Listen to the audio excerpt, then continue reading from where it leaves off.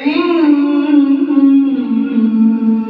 في ذلك لآيات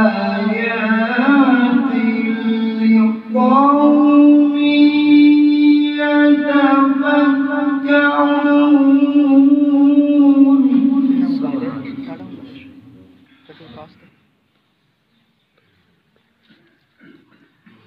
إن في ذلك لآيات لقوم يتفكرون.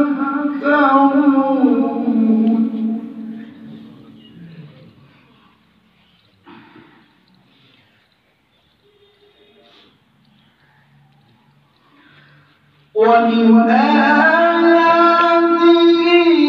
أن خلق لكم من أنفسكم أزواجا لتسكنوا إليها وجعل بينكم مودة ورحمة.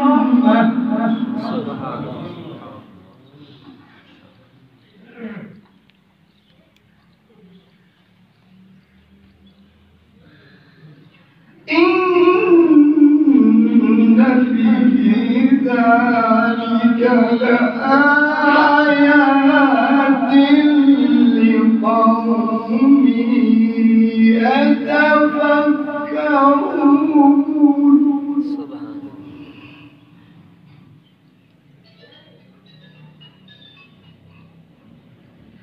إن في